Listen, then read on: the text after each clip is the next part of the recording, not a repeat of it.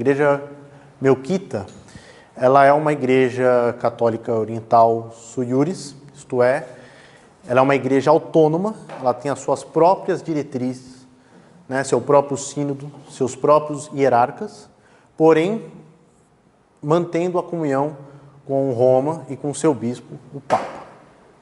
Aqui a foto foi logo quando o último patriarca foi eleito, né? Ele se encontrou, o sínodo melquita se encontrou em Roma com o Papa, eles fizeram uma Santa Missa, celebraram a Santa Missa, em intenção das perseguições, né, e das guerras no Oriente Médio, em especial na Síria. Bom, antes de tudo, é basilar a gente iniciar falando de um acontecimento da história da igreja que foi fundamental para algumas mudanças estruturais na igreja. Foi o Concílio de Calcedônia. Ele foi o quarto concílio ecumênico, né, realizado em 451, convocado pelo imperador Marciano, né? E, na minha opinião, foi o concílio que mais gerou mudanças na igreja. Ele gerou tanto mudanças, afirmações teológicas, quanto mudanças na estrutura eclesiológica da igreja, né? E aí eu selecionei algumas dessas consequências, né, nesses pontos, e aqui eu os cito. Bom, houve, né, a condenação e deposição de Eutíquides e Dióscoro. Bom, para quem não sabe, o Concílio de Calcedônia ele tratou de alguns assuntos, em especial a questão da heresia monofisista, né? O monofisismo foi uma crença, né, que nasceu na escola de Alexandria, que dizia que o Cristo tinha apenas uma natureza, né? E aí os monofisistas vão divergir entre si, alguns vão dizer que, na verdade, era uma natureza só, outros falam que é uma natureza humana que foi absorvida pela natureza divina, né? E eles vão divergir entre si. E aí, dois grandes nomes desse movimento herético foi Eutíquides e Dióscoro. O Eutíquides foi um clérigo com atividade lá em Constantinopla, né? Ele é considerado o primeiro, né, a evocar tal crença, tal heresia, né? Ele vai ter uma rivalidade muito grande com o patriarca de Constantinopla, que na época era Flaviano, né? E você tem o Dióscoro. O Dióscoro ele vai ter a mesma atividade, né, na mesma época, porém Dióscoro era o patriarca de Alexandria. Então ele vai ter mais influência nessa questão por causa do seu poder na igreja. E aí o que vai haver? Vai haver a condenação e a deposição desses dois personagens. O Eutíquides, muito por conta dos problemas que ele arranjou, né? Inclusive ele forjou concílios regionais, inclusive ele rasgou uma carta, que era a carta do Papa Leão, né, feita ao patriarca Flaviano, explicando a ortodoxia da doutrina das duas naturezas de Cristo. O Eutíquides, antes dessa carta ser lida, no concílio que ele forjou, lá em Éfeso, ele rasgou essa carta. E promoveu perseguições, né, apoiados por imperadores bizantinos, né, que a gente vai ter nessa época também, né, uma sequência de imperadores, vai provocar uma instabilidade muito grande em Constantinopla. Vai ter uma hora imperadores monofisistas, outra hora imperadores diofisistas, que acreditavam na doutrina das duas naturezas do Cristo. Bom, o que vai acontecer depois, né? Vai haver também a condenação, consequentemente, da doutrina, né? E a contribuição do Papa Leão, né, para a afirmação do diofisismo como doutrina ortodoxa, que é exatamente essa carta que foi rasgada no Concílio de Éfeso. Ela vai ser lida no Concílio de Calcedônia, que é a Tomos ad Flaviano, que é uma carta que ele direciona ao patriarca de Constantinopla, que pede ajuda, né? É bem importante isso. O patriarca de Constantinopla ele pede ajuda de Roma, e aí o Papa Leão, na época, São Leão Magno, manda essa carta, e ela é tão importante no episódio do concílio que os bispos reunidos no momento do concílio, quando ela terminou de ser lida, se proferir, os bispos reunidos disseram: Pedro falou pela boca de Leão. Tamanha a eloquência que foi, tamanha o encantamento que ela gerou, e a afirmação da doutrina ortodoxa das duas naturezas de Cristo. Cristo, verdadeiro homem, e Cristo, verdadeiro Deus, numa união hipostática. Vai haver uma questão importante, que é a elevação de Jerusalém ao status de patriarcado. Jerusalém era um território que pertencia à jurisdição de Antioquia até então. Eu poderia citar também a elevação de Antioquia como patriarcado. Porém, alguns estudiosos defendem a tese de que Antioquia, já muito antes de Calcedônia, já tinha uma atividade, né, na prática de patriarcado. Tanto que ele comandava a igreja de Jerusalém. Mas o que vai haver aí? Vai haver a elevação de Jerusalém a patriarcado. Ele se... não é um rompe, né? Ele passa a ser um patriarcado e separa em questões administrativas de Antioquia. E aí, o que vai haver depois? Em imediato, o Dióscoro, que era patriarca de Alexandria, ele vai dizer o seguinte: bom, vocês condenaram a doutrina que eu defendo, porém eu não vou largá-la. Eu vou continuar sendo monofisista, eu vou continuar crendo que Cristo apenas tem uma natureza. E ele foi e liderou um cisma em Alexandria. Ele rompe com a igreja, né, e vai ter partidários com ele, e vai aderi-lo nesse cisma.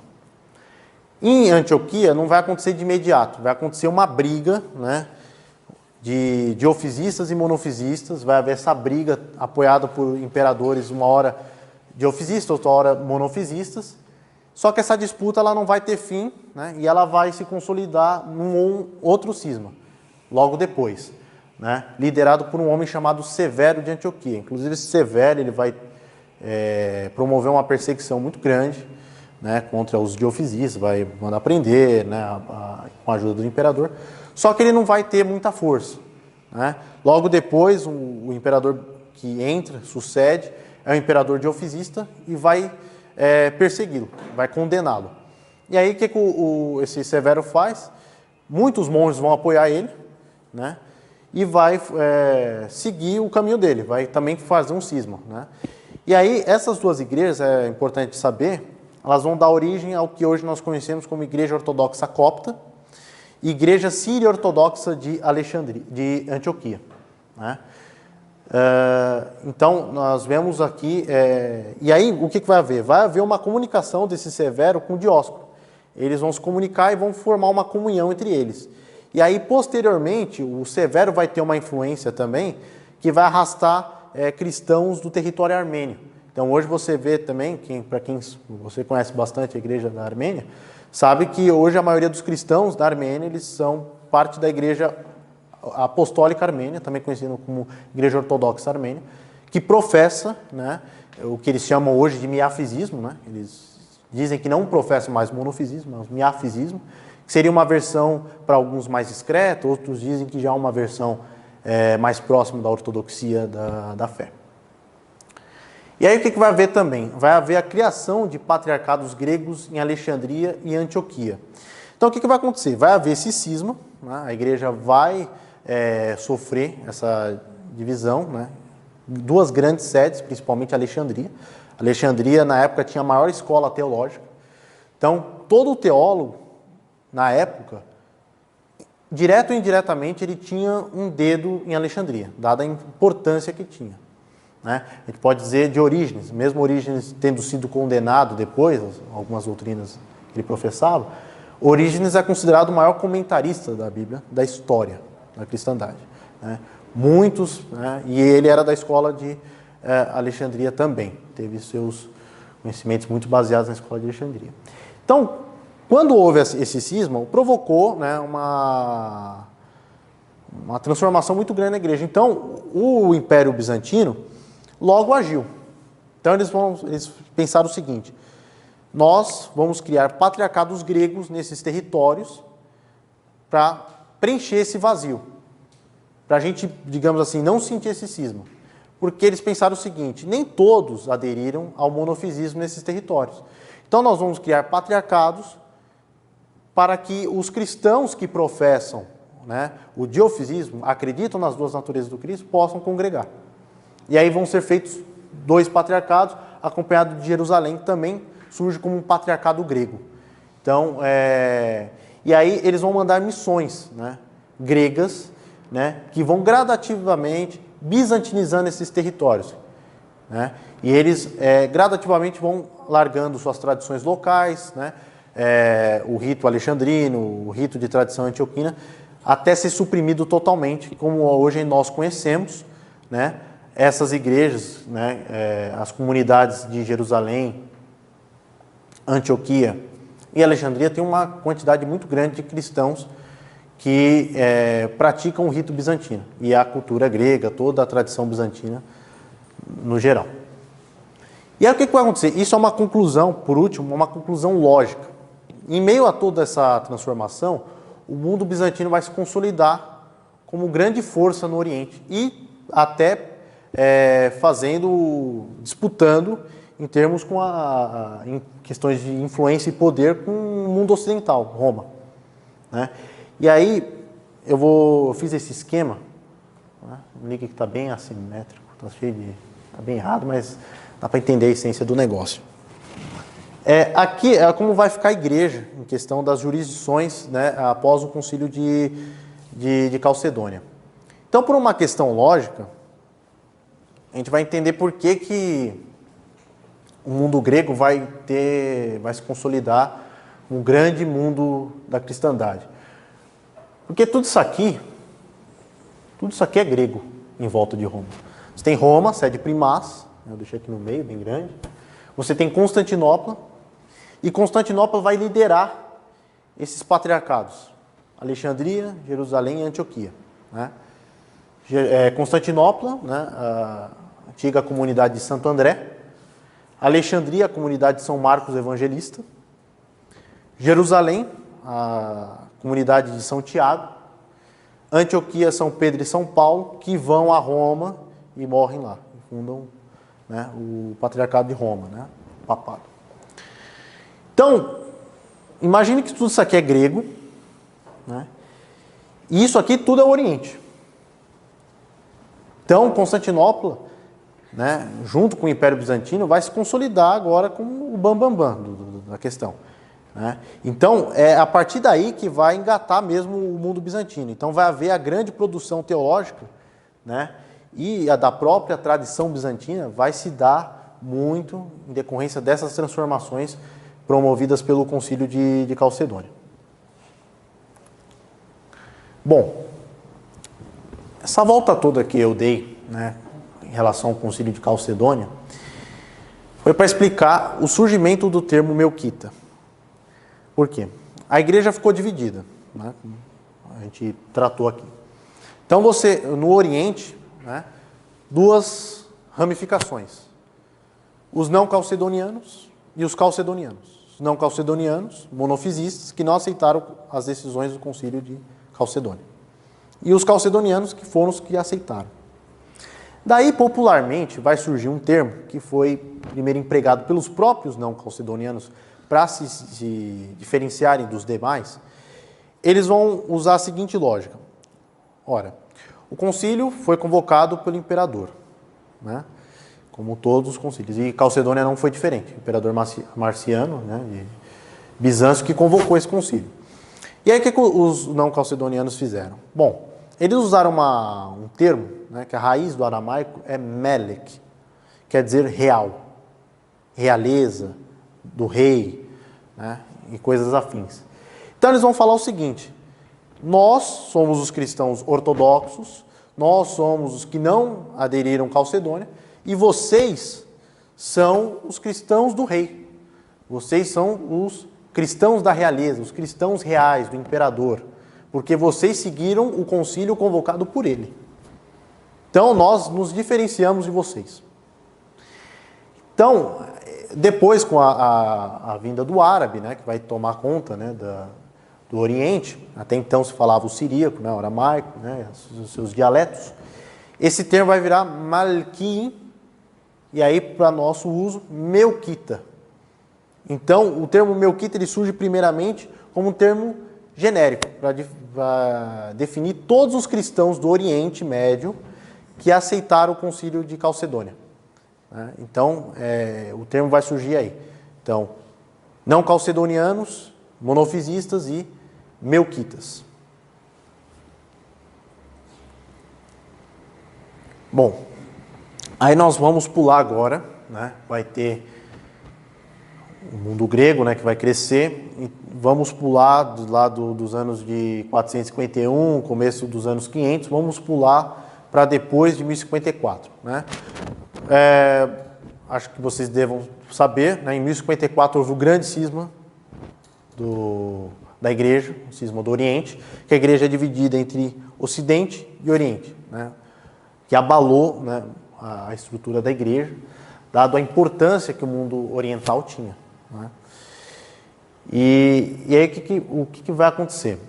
A disputa, né, como todos nós sabemos, né, ela é gradativa. Né? Ela não acontece do dia para a noite, em 1054, os dois hierarcas resolveram se excomungar, não. Ela foi gradativa. Foi uma série de episódios que gerou esse acontecimento, né, trágico na história da igreja. Só que a grande disputa gira em torno de Constantinopla e Roma. Né? Vai haver uma disputa entre essas duas sedes. Então, o que o patriarca da época de Antioquia, Melquita, vai dizer? Pedro III.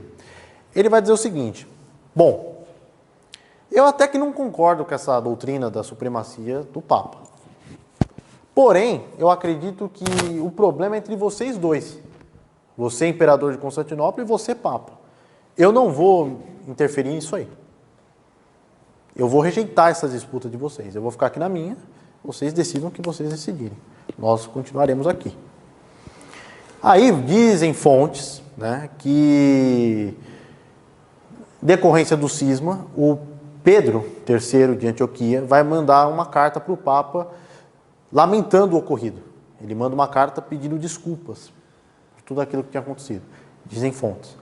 Outras fontes dizem, né, inclusive dentro do patriarcado, né, isso foi criando uma ideia no patriarcado de Antioquia, que esse cisma foi inválido. O cisma foi inválido, primeiro motivo, porque não foi o cisma formal entre um papa e um patriarca. Porque o cisma não aconteceu entre o papa e o patriarca. O papa mandou um cardeal espanhol a Constantinopla e lá ele levou essa decisão. E dizem que quando houve a formalização do cisma, o papa que enviou esse pedido tinha morrido. E aí alguns defendem essa tese. Alguns ortodoxos vão dizer o seguinte: bom, pode ser que isso tenha acontecido, mas depois todos os hierarcas da igreja se reuniram, né, em suas sedes e reafirmaram os anátemas de Constantinopla. Alguns ortodoxos defendem essa tese para validar que todo mundo bizantino tinha rompido com Roma, não só Constantinopla. Bom, na prática não é isso que a gente vai ver. Na prática a gente vai ver que realmente o que Pedro acreditava vai ser levado na prática. Por quê? Vai haver, de fato, um isolamento. Antioquia fazia parte do mundo grego, então, naturalmente, vai haver um isolamento de todo o mundo bizantino de Roma. Porém, em Antioquia não vai acontecer muito isso. Em Antioquia vai ser uma exceção. Né? E muito em decorrência das cruzadas. Muito em decorrência das cruzadas. Mas aí o que vai acontecer? As outras sedes elas vão ter esse isolamento, muito devido à questão das cruzadas em si. O saque de Constantinopla, que teve uma breve dominação ocidental que teve em Constantinopla, né? Mas eu acho que foi 50 anos de dominação. E também as questões teológicas, né? A grande problemática, né, do exicasmo que teve, né, também gerou esse isolamento. E a fracassada tentativa de união entre as duas sedes que houve no Concílio de Florença, em 1439. Porque, só para explicar rapidinho, o que vai haver nesse concílio? Bom, esse concílio ele teve muitas motivações políticas, né, em todo o concílio, mas também teve as suas motivações teológicas.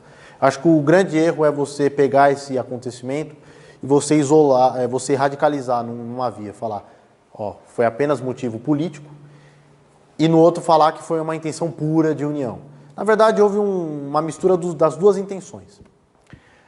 Só que o que vai acontecer? O imperador bizantino vai fazer uma pressão para os bispos gregos, né, os bispos de Constantinopla, irem lá para Florença assinar uma união.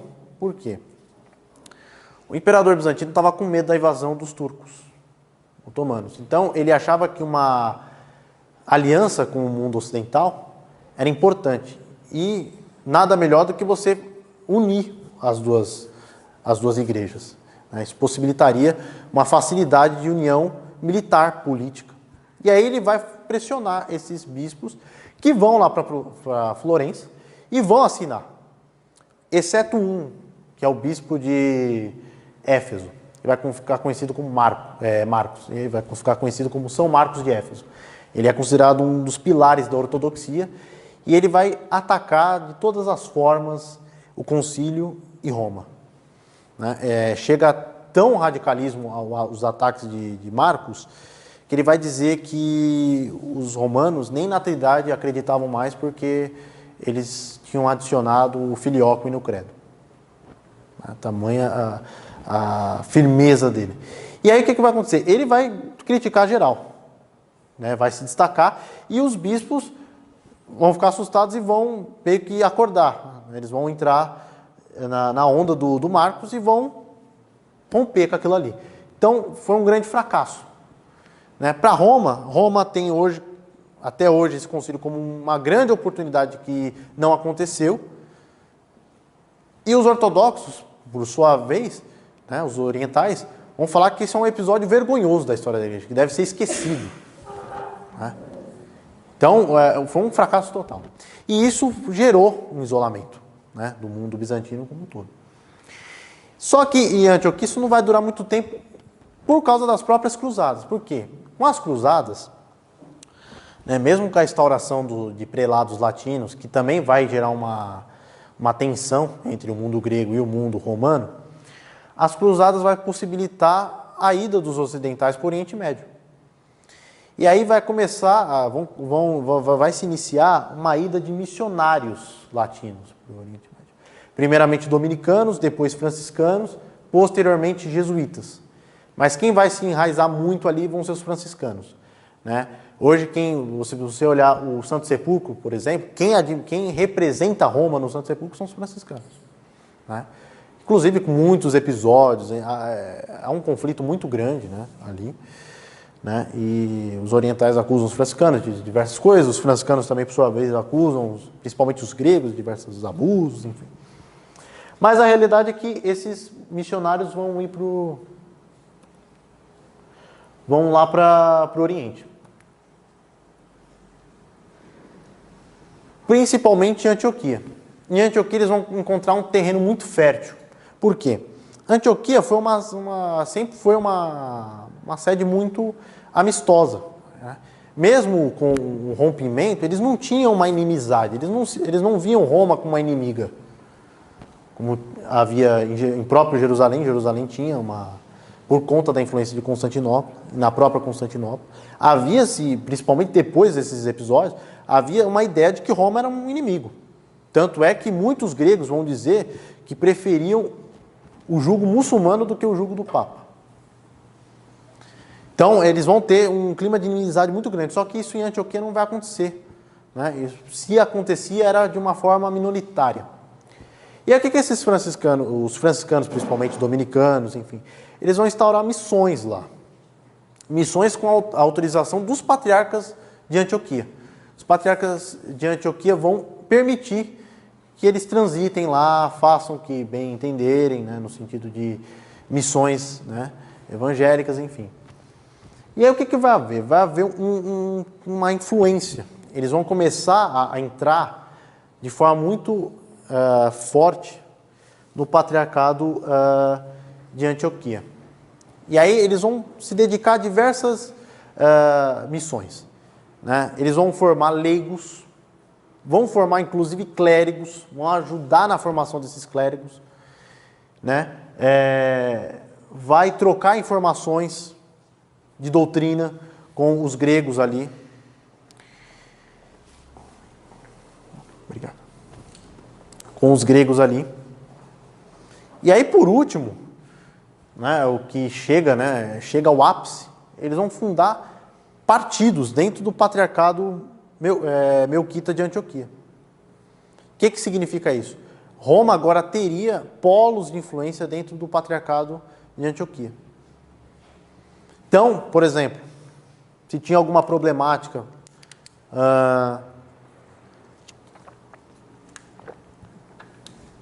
algum bispo fosse ordenado e a comunidade não aceitava, tivesse alguma oposição, esses missionários, principalmente os franciscanos, teriam voz para falar, foi inválido, é válido. Então eles tinham uma influência muito grande, né?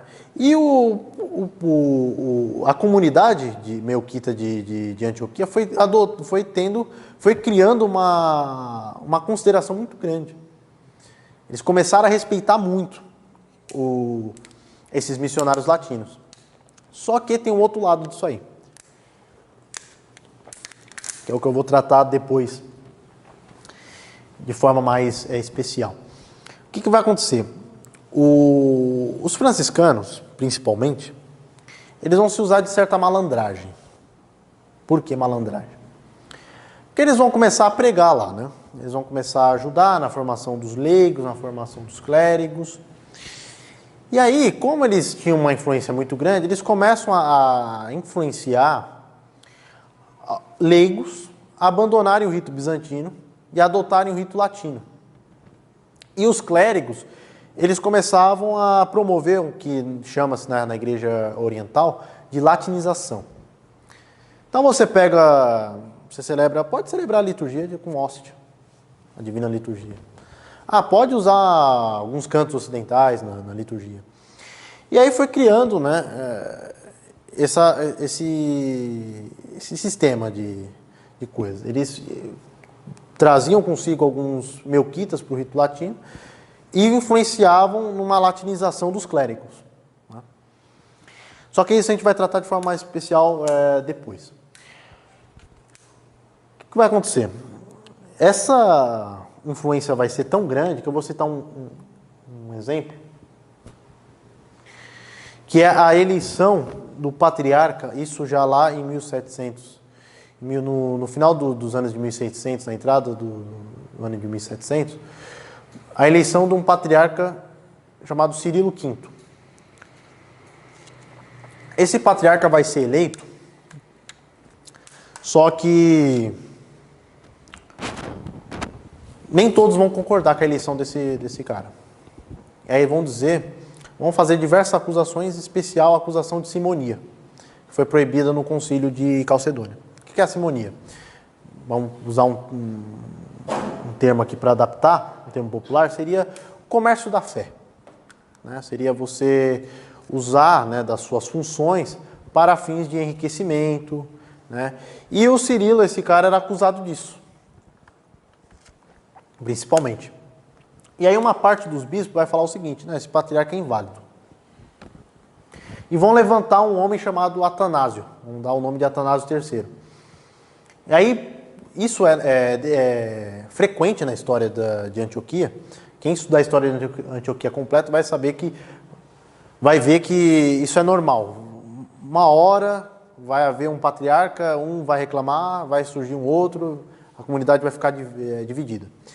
E aí acontece mais uma vez isso aqui. O Atanásio, ele era apoiado pelos franciscanos. E o Cirilo apoiado por Constantinopla.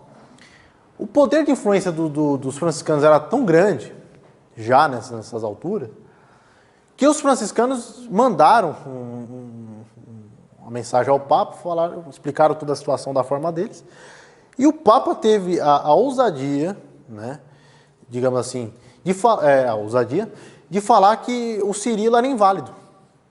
Então você via que, na verdade, na prática não havia essa ideia de cisma.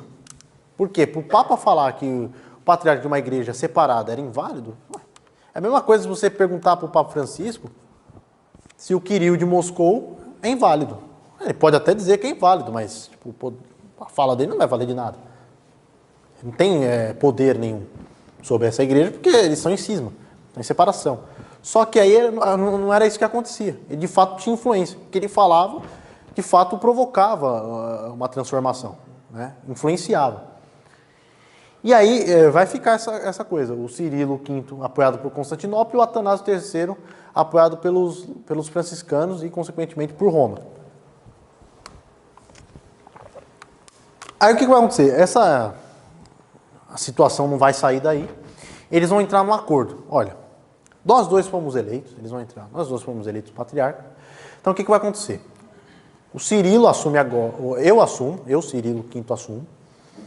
Quando eu morrer, não vai ter nem sínodo, você assume. Se eu morrer e você estiver vivo, você assume. Nem tem sínodo, você já assume, já é meu sucessor. Entrar nesse acordo, ele assumiu. De fato, o Cirilo não vai durar muito tempo, né? Esse Cirilo V rasinho, não vai durar muito tempo. E o Atanásio vai assumir. O Atanásio vai ser tão influenciado por Roma que ele vai professar a fé romana.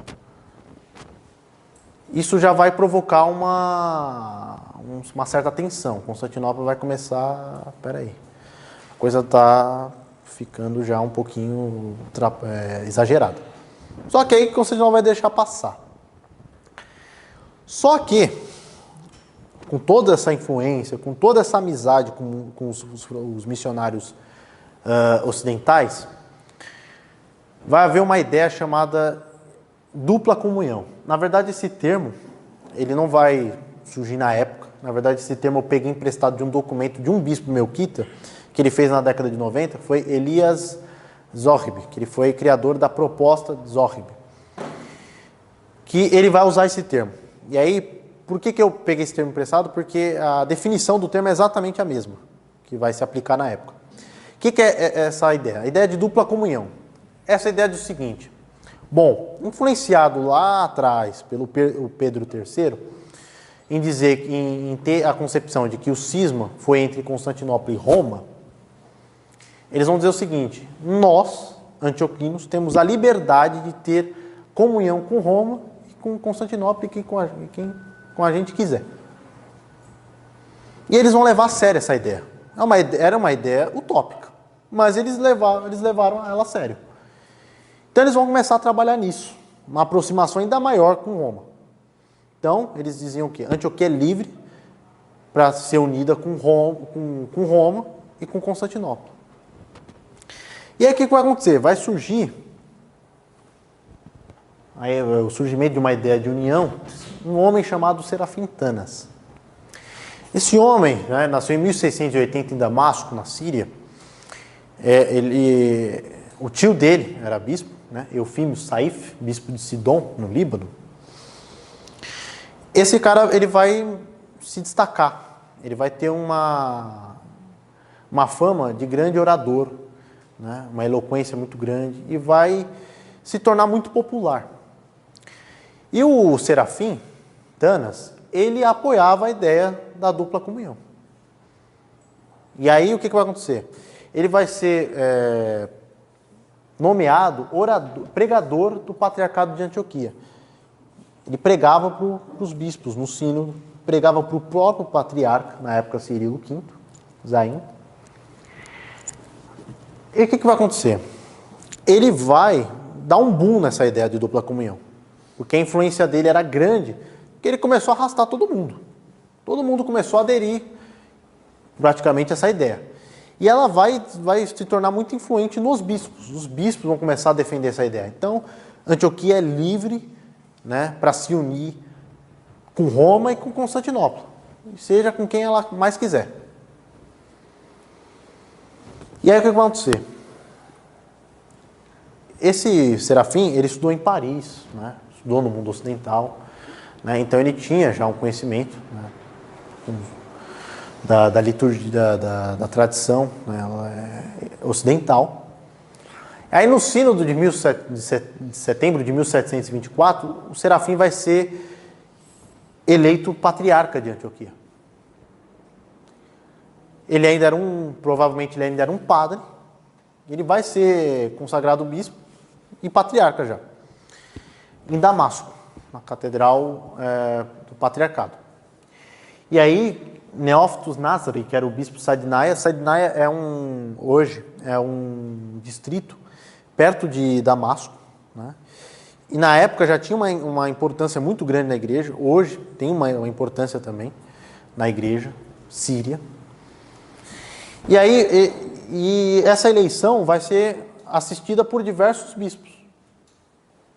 Então, imediatamente, ninguém vai ter dúvida. O Cirilo, ele vai adotar o nome de Cirilo VI, então vamos falar, o Serafim Tanas, o Cirilo VI, ele é o patriarca de Antioquia, dos Melquitas. Não se tem dúvida nenhuma disso. Nenhuma. Só que aí, vai estar em Constantinopla um patriarca, agora de uma atitude diferente, interventora, mas enérgica, que é o Jeremias III, de Constantinopla. Ele imediatamente vai saber disso aí. E aí ele conhecia a fama do Serafim. O que ele imaginou? Ele imaginou o seguinte: bom, agora esse cara é patriarca, ele vai se unir com Roma. Ele se unindo com Roma, eu vou perder força no Oriente. E eu vou perder esse patriarcado, a comunhão com esse patriarcado. E aí, ele temendo isso, ele vai imediatamente declarar a eleição do Cirilo inválida. Ele vai falar que é ilegítimo. Os bispos que não votaram nele, no Cirilo, vão aderir também, o patriarca Jeremias. E aí o Jeremias vai lá e vai ordenar, vai pegar um monge grego e vai falar o seguinte: ó, você vai ser patriarca agora de Antioquia. Vai ser. Um jovem monge grego que vai ser nomeado Silvestre, no sínodo de outubro de 1724. E aí o que vai acontecer? Na época, Constantinopla tinha uma amizade com os turcos. Lembra que muitos gregos diziam: melhor o jugo dos muçulmanos do que do papado. Realmente isso vai se concretizar no Oriente Médio, vai ter uma amizade muito grande. E aí o Jeremias chega e o sultão na época já reconhecia, né, os cristãos lá, reconhecia principalmente a igreja de Constantinopla, os gregos. E aí o que vai acontecer? O Jeremias vai chegar para o sultão, né, acho que na época, Ahmed III, ele vai chegar o seguinte, vai mandar a seguinte ideia: ó, foi eleito um cara aí, mas ele é inválido. Ele é inválido, então quer dizer que você não precisa reconhecê-lo. Você pode reconhecê-lo como um inimigo do Estado turco. E aí, eu elegi um cara, Silvestre. Esse você vai reconhecer.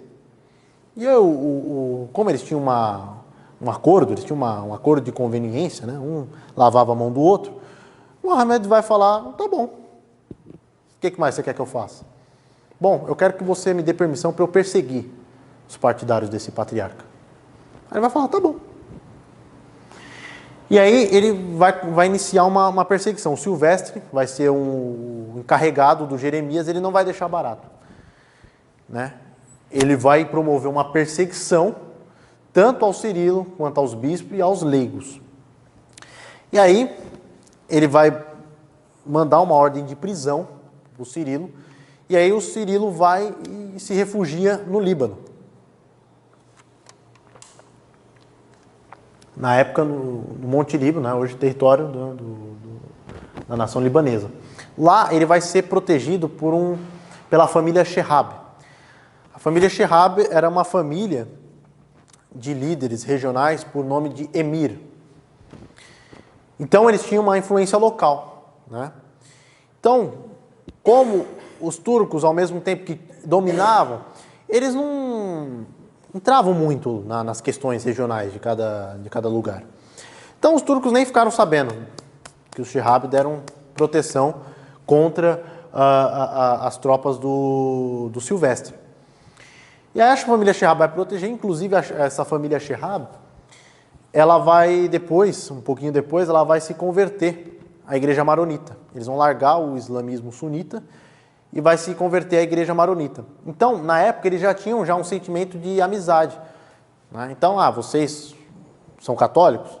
Então, nós gostamos dos católicos, então vamos proteger você, não vamos deixar.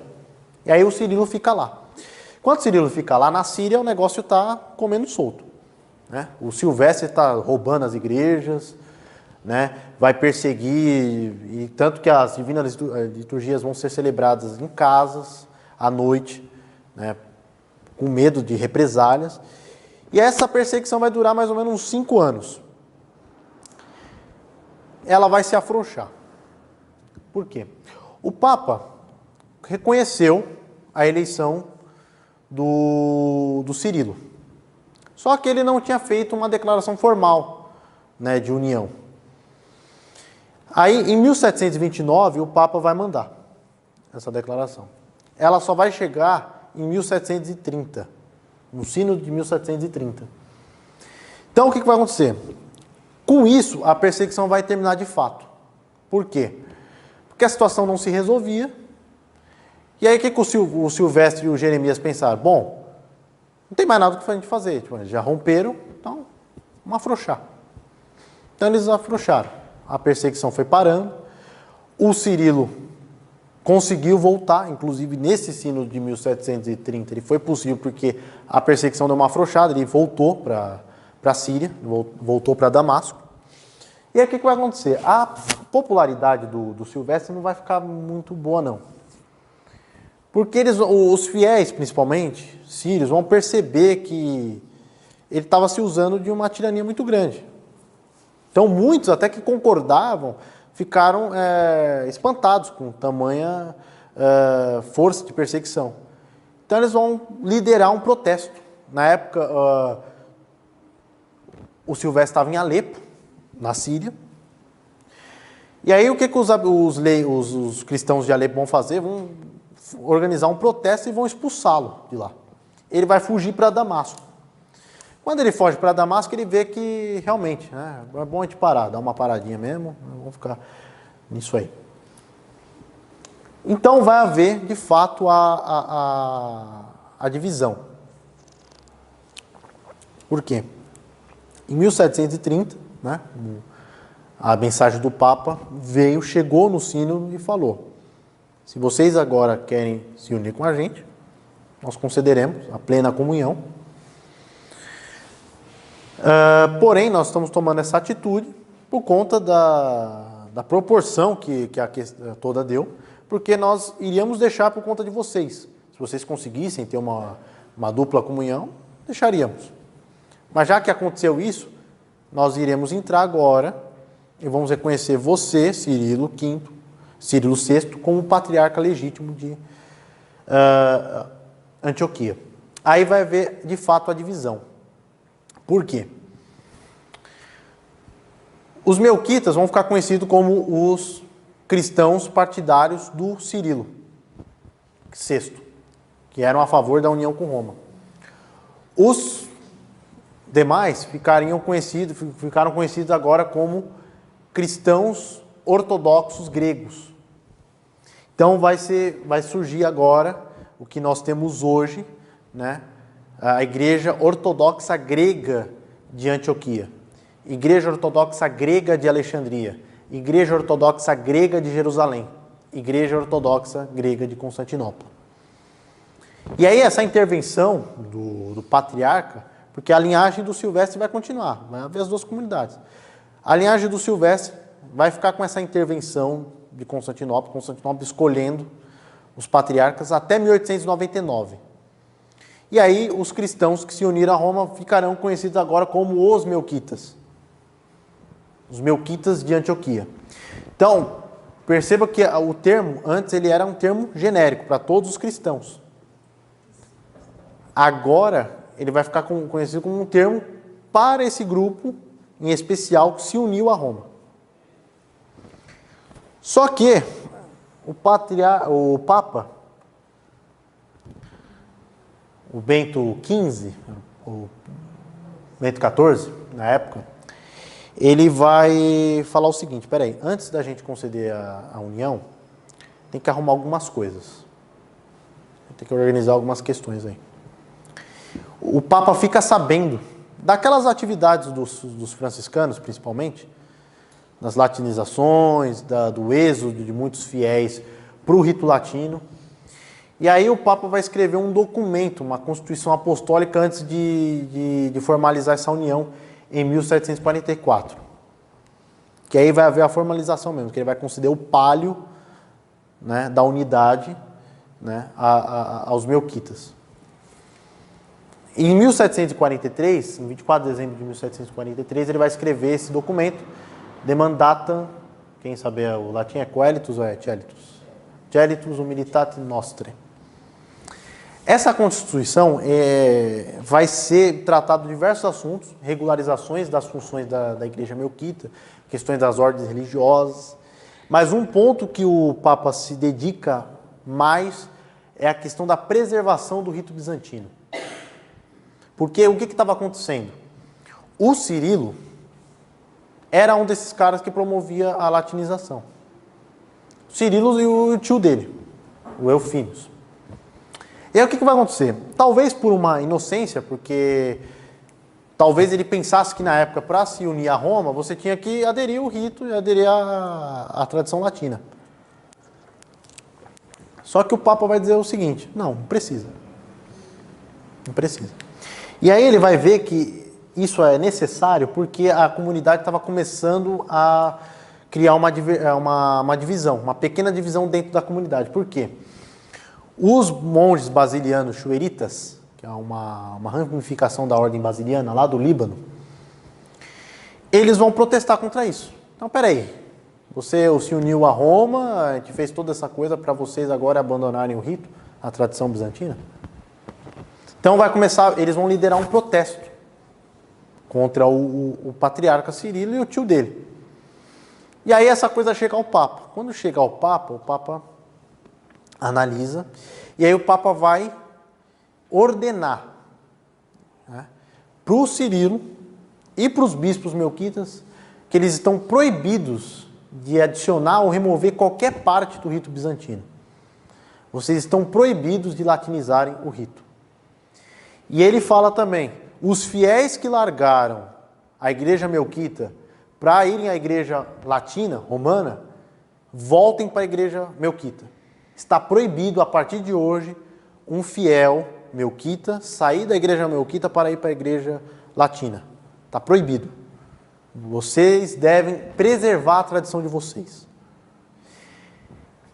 E aí, ele vai conceder uma exceção nessa questão do êxodo, né, para a igreja latina, para os latifundiários da Síria, de Damasco, né? Por conta de muitas vezes não terem igrejas próximas, tinham apenas uma igreja romana, então eles acabavam indo na igreja romana e acabavam aderindo às tradições latinas. Então ele vai conceder uma exceção somente a eles. O resto é para continuar no rito bizantino, é para continuar na igreja melquita. Então o patriarca segue isso aí.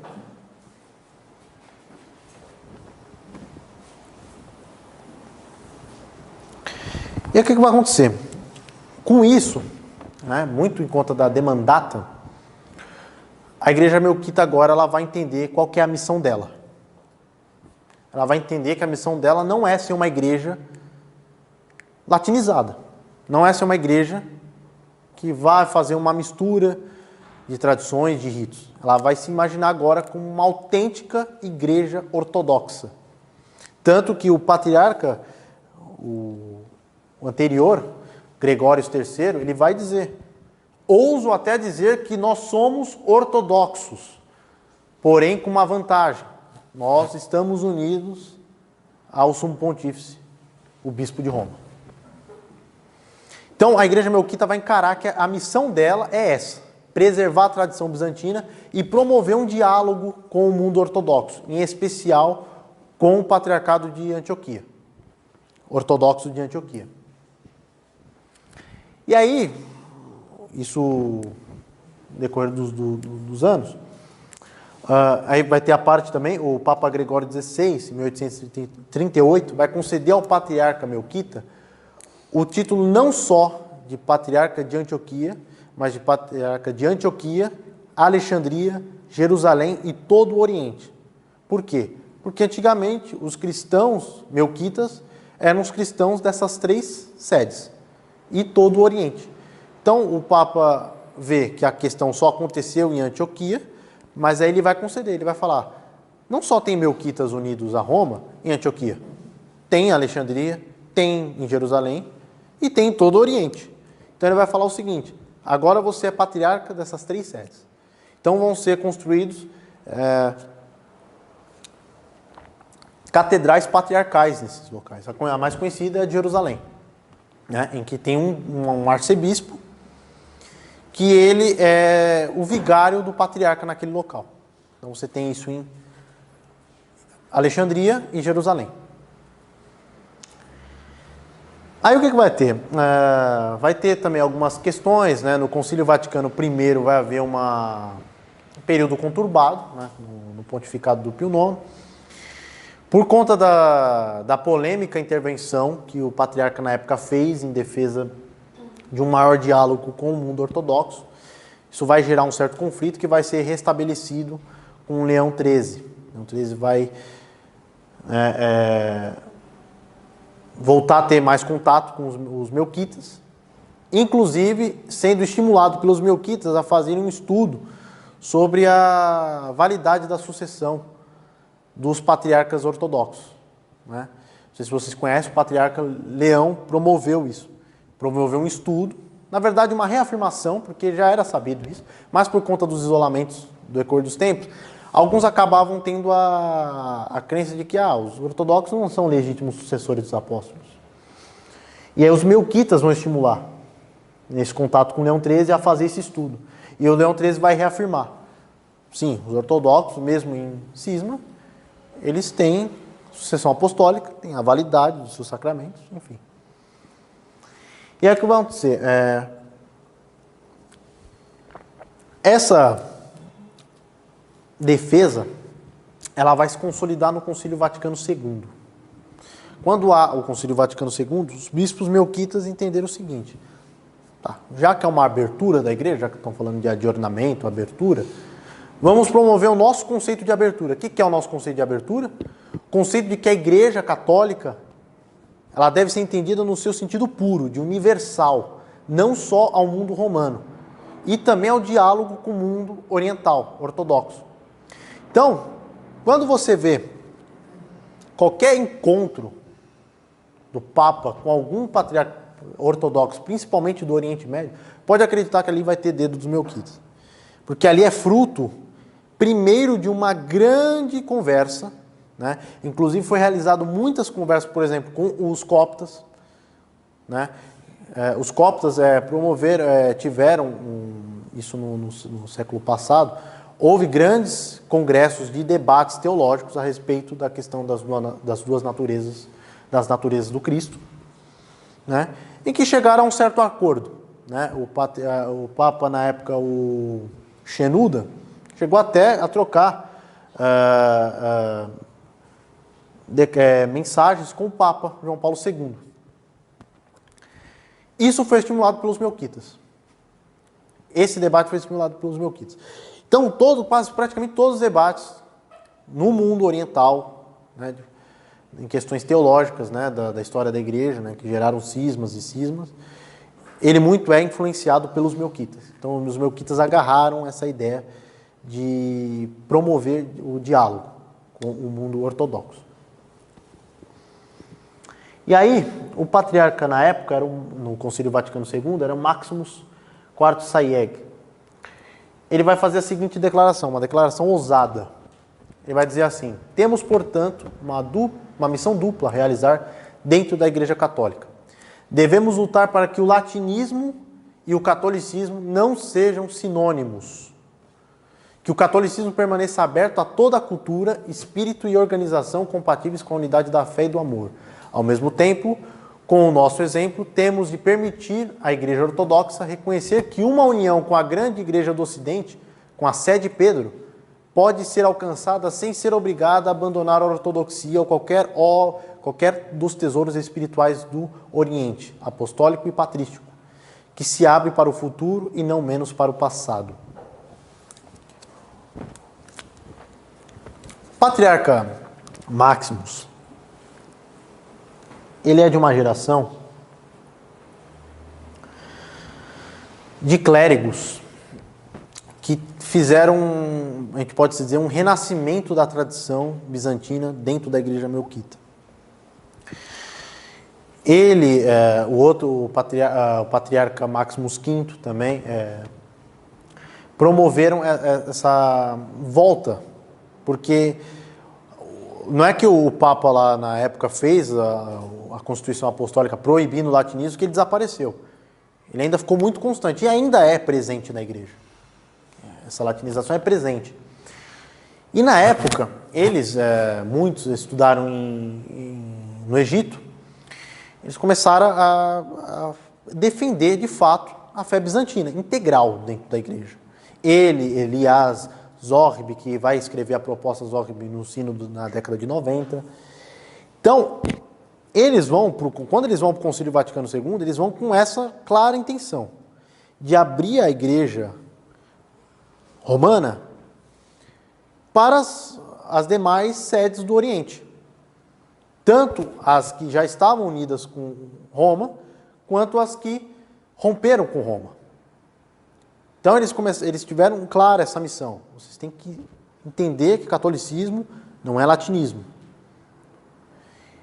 E aí alguns se opuseram, outros, a maioria ficaram a favor. E aí aconteceu que a igreja ela começou a enfrentar ainda esse problema da latinização na gestão do patriarca Maximus V. Houve inclusive um movimento querendo a mistura, né, com a tradição latina. E na época do próprio Maximus IV vai acontecer um episódio muito interessante. Não sei se vocês já viram uma imagem do Papa João XXIII celebrando no rito bizantino. Já viram, né? Aquilo ali foi uma ordenação episcopal que aconteceu em Roma. E ali foi um pedido do patriarca, na época, Maximus IV, ao Papa João XXIII, porque ele estava enfrentando exatamente uma oposição muito grande na volta das tradições bizantinas. E aí é muito simbólico esse ato. Por quê?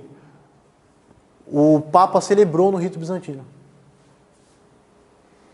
Ele vai concelebrar junto com os hierarcas melquitas, e isso vai ficar claro de que Maximus estava correto. A igreja melquita precisava voltar às suas tradições bizantinas e não fazer essa mistura da latinização. E aí esse problema vai vir, voltar, mas a gente pode dizer que hoje, né, é bem menor do que antes, né?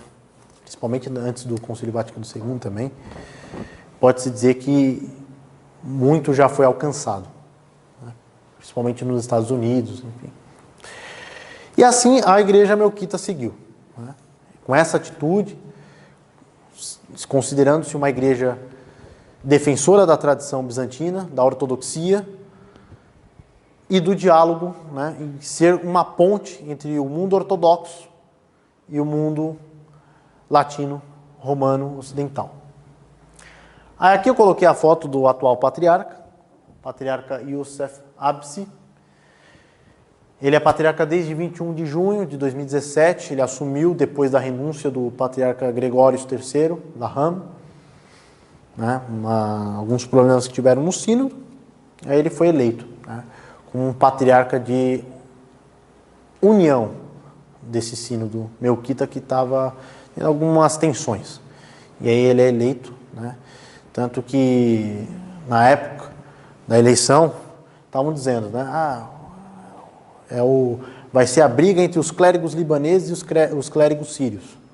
Por conta de algumas tensões que, né, na história ocorreram entre Líbano e Síria, a imprensa do Oriente começou a veicular, vai ser uma briga entre libaneses e sírios. Só que o que vai acontecer é exatamente o contrário, né? Por obra do Espírito Santo vai acontecer o contrário. Ele vai ser apoiado tanto pelos libaneses quanto pelos sírios. Ele sendo sírio, né? Inclusive, muitos padres libaneses louvaram a decisão do sínodo, né?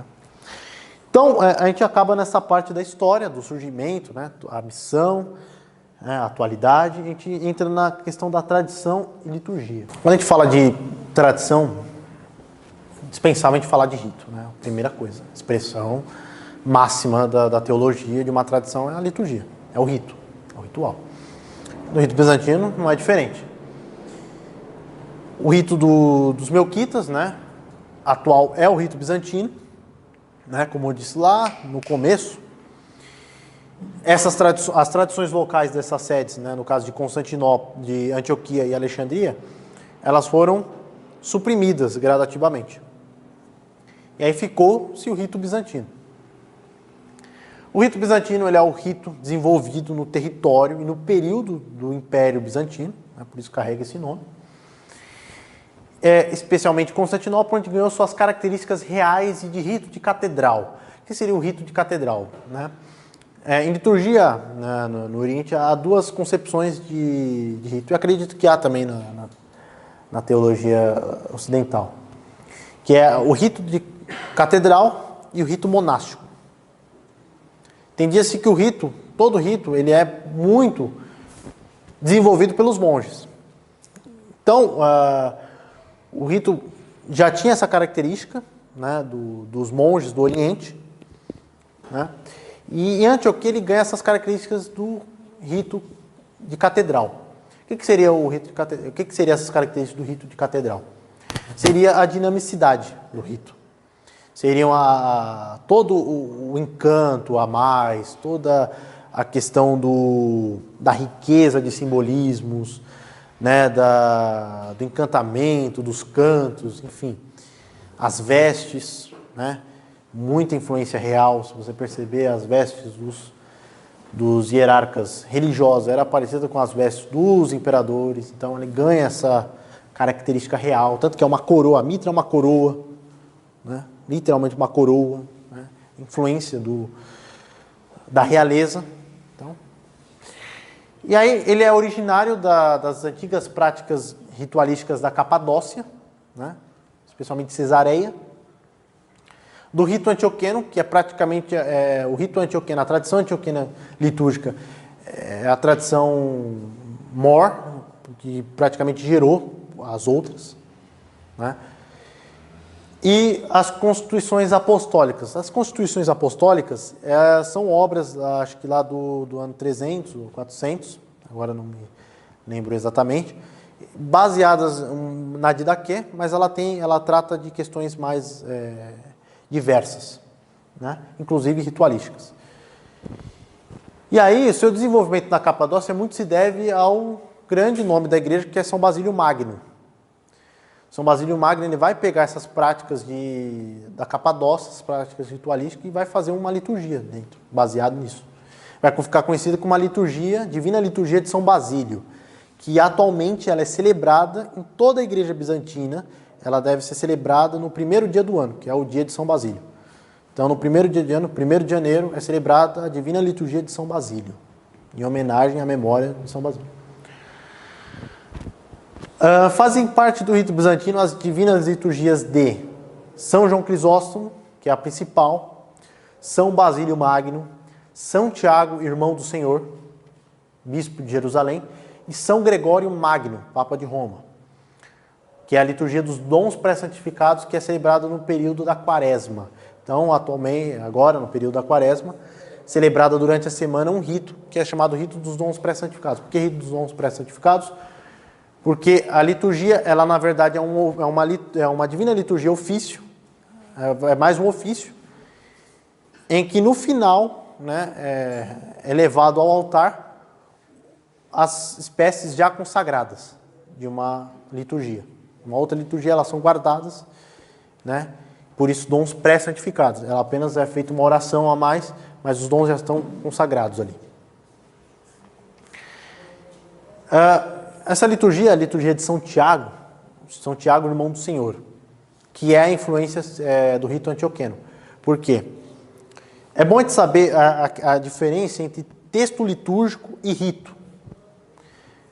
Rito é o conjunto de práticas que vai envolver canto, vai envolver estilo de rezar, a organização, né, dentro da igreja, enfim. E o texto litúrgico é o texto, literalmente, é o texto. Um exemplo disso é a própria liturgia de São Tiago. Por exemplo, a liturgia de São Tiago, ela é celebrada no rito siríaco. Só que, se você pegar a celebração dela no rito siríaco e no rito bizantino, você vai falar, não é a mesma liturgia. Que ela está inserida num outro ritual. Né? No caso da igreja siríaca, no ritual da tradição antioquena. E no caso de Bizâncio, na tradição bizantina. Entendeu? Idiomas litúrgicos, grego, árabe, né, na igreja melquita, e o vernáculo. Né? A igreja oriental sempre teve, de forma muito aberta, essa questão do vernáculo, até porque as línguas litúrgicas, se você pegar o árabe, ela não é uma língua primária do cristianismo. O árabe ele vai entrar no cotidiano dos melquitas com o advento do Islã, que vai se expandir muito, né? E a língua árabe vai se expandir no Oriente Médio. Até então, os cristãos falavam o siríaco, o aramaico. Né? Se você pegar os antigos ritos primitivos da igreja ali no Oriente Médio, que é o rito siríaco, o rito maronita, eles celebram em aramaico, não celebram em árabe, a língua litúrgica. Né? Então, ela sempre teve uma abertura em relação ao vernáculo. Rito marcado pela dinamicidade e pelo rigor de simbolismos, consequência do apofatismo da teologia bizantina. O rito bizantino ele é cheio de simbologias, cheio. Se a gente ficar falando das simbologias do rito bizantino aqui, a gente fica no mínimo 3 horas. Eu acho que ainda vai ficar faltando com ele, vai ter que dividir em partes. Cheio de simbolismo, cheio. A começar por uma coisa simples, que é o sinal da cruz. Né? O sinal da cruz, os latinos costumam fazer, né, com os 5 dedos. Né? Os bizantinos fazem assim. E isso tem uma simbologia, isso é uma teologia. Por isso que no Oriente fala que isso aqui é graça. Isso é graça santificante, que é chamado de metanoia. Por quê? Isso aqui tem uma simbologia teológica. Os 3 dedos, Pai, Filho e Espírito Santo, unidos. Os 2 dedos aqui, as 2 naturezas de nosso Senhor Jesus Cristo, humana e divina, no seio da Virgem Maria, unidas. Faz da direita para a esquerda, simboliza o Pai enviou o Filho, que enviou o Espírito Santo, do leste, do Oriente, ao Ocidente. Tem outros significados, mas o significado principal e mais usado é esse. Então, você já vê que já há uma teologia nisso aqui. Então, ela é cheia de simbolismos. Muito por causa e a dinamicidade. Então, se você... As pessoas que vão assistir o rito bizantino, que estão acostumadas com o rito latino, principalmente o rito tridentino, elas costumam dizer que ficam perdidas. Porque é um rito completamente diferente, é um rito muito dinâmico. Por quê? Você vê o padre indo de um lado para o outro, ele incensa um lado, incensa o outro, ele sai, o diácono sai, vai, tem 2 procissões, cada liturgia. Então é um rito muito dinâmico, ele sempre está numa constante evolução. E essa evolução, muito em consequência do apofatismo. O que é o apofatismo? O apofatismo, né, chamado de teologia apofática ou teologia negativa, né, é a teologia que ficou popular, né, no Oriente. O que é a teologia apofática, também chamada de teologia negativa? É a concepção de que Deus ele é tão complexo e tão inexplicável ao ser humano que deve se negar a falar dele, a falar dos seus atributos. Isso em resposta, e isso o antônimo, né, seria a teologia positiva, teologia catafática, que é a que ficou conhecida aqui no Ocidente também, muito usado no Ocidente. Porém, esse termo ele surge primeiramente na cristandade com o São Dionísio do Areópago. E ele não vai dizer que essas 2 ramificações são opostas, no sentido de se oporem, não dá para ser um e ser outro. Ele vai dizer o seguinte: a teologia catafática chegará na teologia apofática. Porque se explicará tanto de Deus, que quando você tiver um conhecimento de Deus, seja ele que será limitado, você terá um conhecimento que na hora quando você vê, você vai chegar a Deus e vai ver o quão ele é inexplicável. Então você vai parar de falar dele, de falar dos seus atributos. Por exemplo, São Dionísio do Areópago vai ser até radical, ele vai falar: Deus não é bom nem mal, não é amor e nem ódio. Não sei se é nessas palavras que ele vai dizer, mais ou menos nessas palavras. Por quê? O que ele vai dizer? Tudo que a gente falar de Deus não é suficiente. Porque amor é uma concepção humana. Ódio é uma concepção humana. Bem e mal é uma concepção humana. Deus está acima de todas as concepções criadas pela razão humana. Então se nega a fala dele. Isso é a teologia apofática. Então ela se refugia nos simbolismos, na mística. Né? E aí vai surgir a questão do exicasmo, por exemplo, né? Que é a teologia na forma da atividade orante. Né? Vai ser baseado nisso. E por que isso surgiu na Igreja Bizantina? E vai influenciar praticamente tudo na teologia bizantina e no rito bizantino. Surgiu um cara na igreja que ele era discípulo de Ário. Ele também era um ariano, né? Ele vai acreditar que Cristo não é Deus, né? E ele vai lançar a seguinte ideia. Ele não gostava de ser considerado, não gostava de ser conhecido como um aluno de Ário, porque ele sabia que a fama do Ário não estava muito boa já. Então, mas ele jogou a seguinte tese. Ele jogou o seguinte, para defender a questão do arianismo. Ele vai jogar a seguinte explicação. Deus é simples. Por Deus ser totalmente simples, ele não é complexo a ponto de ser dividido. No caso, na Trindade. Isso vai gerar no Ocidente, no Oriente, um estímulo a escrever exatamente o contrário. A fazer teologia para explicar exatamente o contrário. Não. Deus, ele é Pai, Filho e Espírito Santo e totalmente complexo. E aí é que vai se basear, por exemplo, a teologia trinitária de São Gregório, o teólogo. Os escritos de São João Crisóstomo, por exemplo. Quando São João Crisóstomo ainda era padre, ele vai escrever que tem até na Paulus, que é mais conhecido como os livrinhos verdinhos, né? Vai ter uma obra de São João Crisóstomo, tem lá na coleção da Paulus, uma obra chamada Da Incompreensibilidade de Deus, São João Crisóstomo. Muitos desses escritos são orações da Divina Liturgia, ele já vai fazer na época, explicando quão Deus é complexo e inexplicável. E aí, São Basílio também vai nessa mesma pegada, vai falar, Deus é conhecido pelas suas energias, que é que vai surgir depois a questão da energia incriada, São Gregório Palamas, por exemplo, né, que vai envolver um grande debate, isso é uma outra questão, mas e muito por conta desse estímulo desse homem chamado Eônimos, que é esse discípulo de Ário que vai lançar essa ideia. Deus é simples. E por ele ser simples, ele não precisa ser dividido. Né? Isso vai influenciar toda a produção teológica da igreja no Oriente. E aí, essa simbologia, como a gente vai ver isso aí na Divina Liturgia? A Divina Liturgia, ela, de uma forma básica, ela é dividida em 3 partes.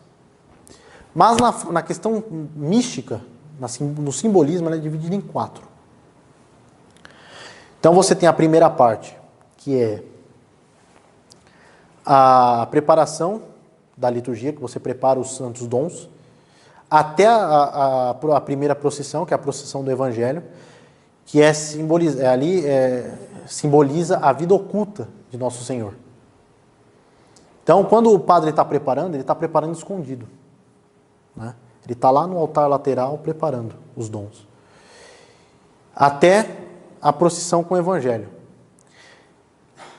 A etapa, ela acaba quando o diácono entoa em voz alta a sabedoria. E ele ergue o Evangelho para toda a igreja ver. Isso simboliza que agora a vida de Cristo não está mais oculta. Que agora ela está em público. O ministério dele foi revelado ao público. Então ele diz, a sabedoria, fiquemos de pé, vinde e adoremos e prostremo-nos ante o Cristo, nosso Rei e nosso Deus. É simbolizado nisso. um anúncio da vida pública de Jesus, que é o Evangelho. Então, para toda igreja ver a vida pública de Jesus, agora a partir da frente. Essa vida pública vai da procissão do Evangelho até a procissão, a segunda procissão, que é a procissão com as espécies, a procissão dos santos dons, ou procissão das oferendas. Ali é simbolizado, agora entra-se numa outra etapa da vida de Cristo, a vida padecente, a vida da paixão, porque o cordeiro que vai ser preparado é carregado para o altar. Então ali simboliza como se fosse a via sacra, até entrar no altar, o altar à cruz. Então aí essa parte é a liturgia, a vida padecente de Nosso Senhor. Depois, a vida da ressurreição, é a parte da ressurreição, que vai da comunhão, depois da comunhão até o fim da liturgia. A parte da vida padecente vai da procissão dos santos dons até após a comunhão. Após a comunhão, começa-se uma outra etapa, a vida gloriosa da ressurreição de Nosso Senhor.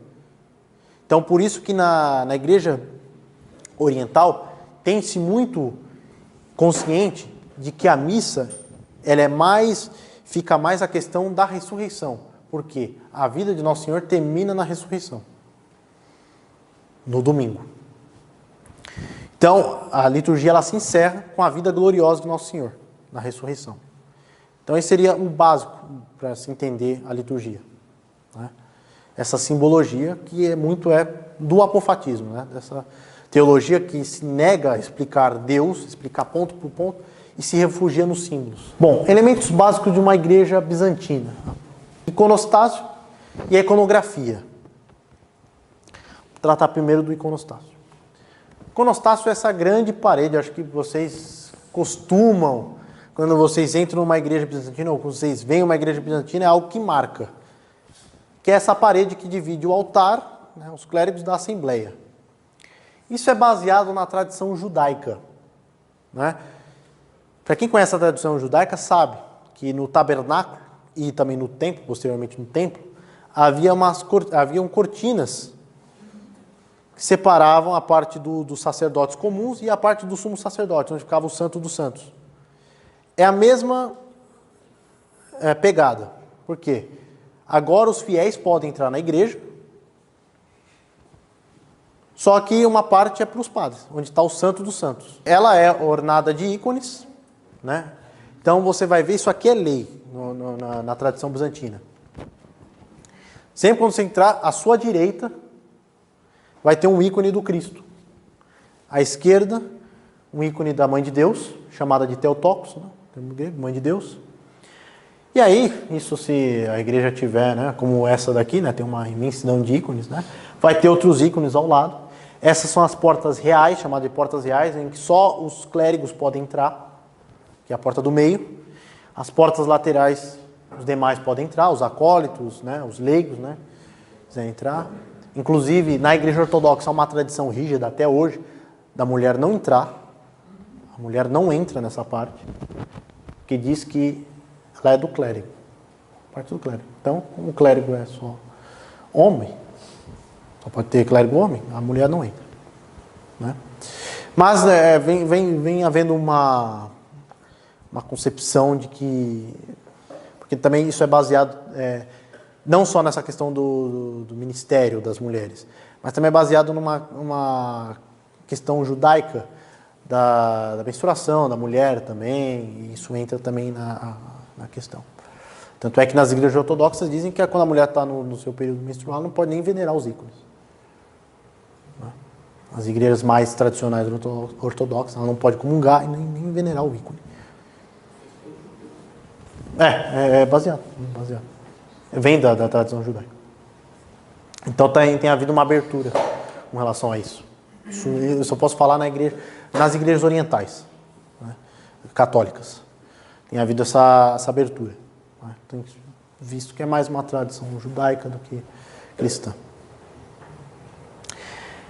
Aí você tem a parte de cima, ornada de ícones também, se for possível. Geralmente no meio, na parte acima, um ícone da Santa Ceia, da Ceia Mística de Nosso Senhor, ou um ícone do próprio Cristo. Aqui nessa iconostase que eu coloquei, ela é bem completa, ela tem os dois ícones. E na parte de cima, no topo, geralmente tem uma cruz também. Mas isso é necessário para haver uma Divina Liturgia? Não. A Divina Liturgia ela pode ocorrer numa igreja latina, por exemplo. Não tem iconostase, não tem... Ou pode-se colocar, pode-se fazer um arranjo, colocar dois ícones, lá, um de Nosso Senhor e um da Theotokos, e fazer a liturgia. Tanto é que tem um vídeo que eu vou mostrar para vocês, de uma catedral que estava sendo construída ainda. Não tinha iconostase. Então é isso que, tipo, eu acredito que seria a parte principal, um elemento principal de uma igreja bizantina que sempre destaca. E a iconografia. Bom, a iconografia é algo muito profundo na igreja do Oriente. Acredita-se que o ícone ele é mais ilimitado do que a imagem. É possível teologar no ícone. Né? É uma forma de se fazer teologia. Não é apenas uma forma de representar uma passagem ou um santo, a memória de um santo ou do próprio Cristo. Mas é uma forma de se fazer teologia. Por quê? Isso vai ser levado de forma tão profunda que na tradição bizantina não se fala que você vai pintar um ícone. Você escreve um ícone. Que você teologa através da imagem. Então você vai ter elementos, por exemplo, aqui no ícone do Pantocrator vai ter essa mesma coisa. Uma simbologia teológica. A questão, aquele ícone da Trindade, por exemplo, do acho que é Andrei Rublev, né? Que é aquele iconógrafo russo, né? Que é o ícone da Santíssima Trindade. Não sei se vocês conhecem, que é tipo, em forma de anjos, né? Os três sentados, né? Pai, Filho e Espírito Santo. Ali, se a gente for analisar a fundo, há toda a teologia bizantina ali. Na questão da cor, do tom das cores. Ali você tem o apofatismo, por exemplo, você tem a doutrina das energias incriadas. Então, a iconografia ela é indispensável numa igreja bizantina. Né? Porque é a forma de teologar através da imagem. Então, a igreja bizantina tem muito claro que quando você entra, você já está em contato em outro mundo. No mundo sobrenatural. Então, ao seu redor, tudo tem que lembrar o céu. Tem que lembrar a teologia. Então, você já teologa no seu olhar. Você já entende teologia no seu olhar. E aí, várias explicações. Você vai ter a teologia dos ícones, né? Que é muito profunda também, né? E assim vai. E aí, para encerrar, né? O canto bizantino, que é uma questão, um elemento muito importante também, né? Diferencia das demais tradições. Né? É o canto também desenvolvido no período do Império Bizantino, né? Ele é influenciado dos antigos cantos da Grécia Antiga, né? Caracterizado pela ausência de instrumentos, geralmente substituído por vocais chamados de issom, que era presente também no canto romano antigo também, né? Que ele é suprimido, né, quanto o gregoriano, né? Mas ainda há monges, acho que na França, que fazem o canto romano antigo. Então, o que é o issom? Na ausência dos instrumentos, há um acompanhamento. Esse acompanhamento é feito pela voz. Então sempre fica um monge lá fazendo a voz de fundo. Né? E ali ele vai delimitando os tons. E quem está cantando vai seguindo os tons de quem vai fazendo esse acompanhamento chamado de som. Ele varia de acordo com a tradição, eslava, grega, georgiana, etc. Porém é marcado pela predominância de vozes graves, grossas, né? E tem como seu padroeiro São Romano Melodista.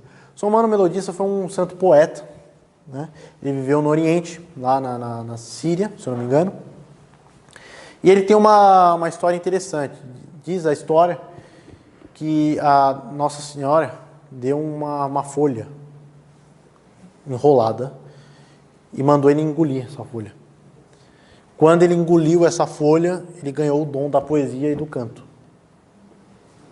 E aí ele escreveu diversos cantos, inclusive um canto da natalidade, se vocês colocarem canto de Natal de São Romano Melodista, É um canto muito belo, escrito por ele, né? E aí ele vai se dedicar a sua vida ao canto. Aí aqui, deixei uma demonstração até de clérigos melquitas fazendo esse canto. Δόξα σοι το δείξαντι το φως, δόξα εν υψίστης Θεό και εκ ποιής ειρήνη εν ανθρώπης ευλογία.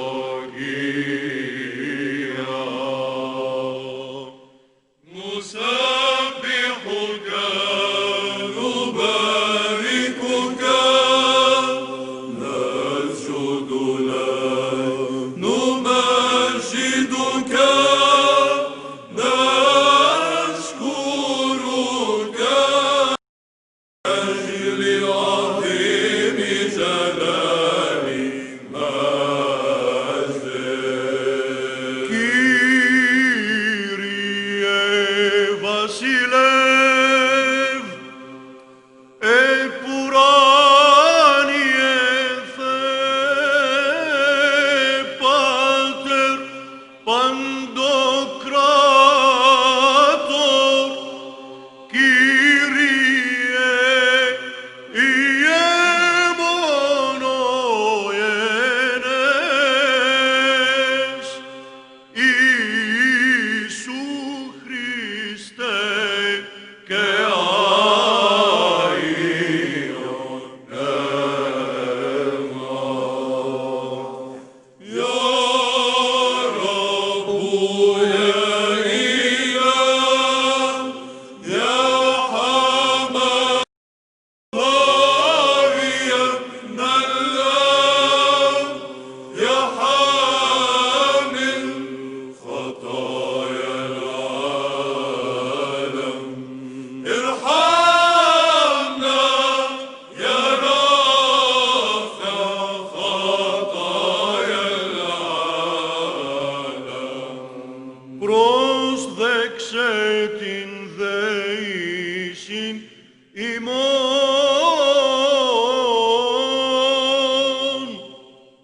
ο καθήμενος εκ δεξιών του Πατρός και ελεήσον ημάς. لأنك أنت وحدك قدوس. Aí tem a segunda parte, quem quiser se interessar, é um canto grande. Esse é o canto da grande doxologia, né? O padre que está fazendo sozinho, ele faz em grego e o coral responde em árabe. Com árabe. É uma versão conhecida da grande doxologia. Ela é mais celebrada pelos melquitas, né? De um compositor chamado Jorge Rabat, né? Jorge Rabat, né? E ali, vocês conseguiram ver que é uma liturgia, você viu que não tem a presença da iconostase, mas tem a questão dos ícones, né? Ali foi na posse do bispo Cirilo Bustros, que é considerado um dos maiores bispos da comunidade melquita atual, né? Quando ele foi assumir a arquieparquia de Beirute e Jibil, lá no Líbano. Sim, ela estava em construção ainda. Foi em que ano? Agora não me lembro, agora já tem uns aninhos já. Tem uns aninhos. O Cirilo ficou lá, ele foi bispo nos Estados Unidos, ele veio para cá. Acho que já tem uns 10 anos, acho, ou mais. Eu usei mais coisas aqui, mas o principal seria isso aqui, né? A obra mais importante para mim, por conta do autor, eu até, quem me tem no Facebook, até postei uma foto dele, o bispo Joseph Tawil. Ele foi bispo talvez um dos maiores pensadores da comunidade melquita na história. Né? Um grande teólogo, grande professor de história da igreja também. E ele vai escrever sobre a história do patriarcado de Antioquia, né? A questão com os ortodoxos, enfim. E ele vai ser um dos nomes, dos grandes nomes para a expansão da comunidade melquita fora da diáspora. Né? Ele vai entender a igreja melquita como não uma igreja étnica dos árabes, mas uma igreja de todo aquele que quiser aderir à tradição bizantina. Tanto que o legado dele é a expansão da comunidade melquita lá nos Estados Unidos. Ele foi bispo lá. Aqui esse livro é o livro em português. Esse livro aqui, para quem quiser, tem na Amazon, tem também no site da Eparquia de Newton também, quem quiser. Né? A Eparquia de Newton ultimamente está bem difícil para comprar coisa lá, por causa da taxa do frete lá, está bem salgado. Mas também vocês vão encontrar trechos desse livro soltos. Né? Inclusive na própria Wikipédia, boa parte da Wikipedia, a página da Igreja Melquita no Wikipedia, é baseada em trechos dessas obras. E mais outras obras. Tem essa obra aqui também, A Divina Liturgia Explicada e Meditada, do Monsenhor Pedro Arbex. Ele foi Monsenhor, ou arquimandrita, né, que é o termo grego, né, para designar essa função. Ele foi padre lá na comunidade de Juiz de Fora, Minas Gerais, né, comunidade melquita. E tem também a teologia orante da Divina Liturgia, do rito bizantino, um negócio assim. E é muito interessante para quem quer entender o rito. Né? Ele tem uma explicação para quem está acostumado com a linguagem teológica ocidental. Ele tem uma linguagem mais acessível, né? A pessoa consegue entender. E é isso aí, gente. Espero que vocês tenham gostado. E quem se interessar, né, a Igreja Melquita, ela é presente aqui no Brasil. Né? Tem a Eparquia Nossa Senhora do Paraíso, que é a sede dos melquitas aqui no Brasil. Mas ela também atende diversos locais do Brasil. Né? Rio de Janeiro, Minas Gerais, Taubaté, aqui em São Paulo, em Lins, e também em Fortaleza. Tá? No Rio de Janeiro, você tem também? Rio de Janeiro. E é isso aí, gente. Quem quiser se interessar, isso aqui é uma base para quem quiser se aprofundar nessas questões todas. Tá? Isso aqui é um compacto.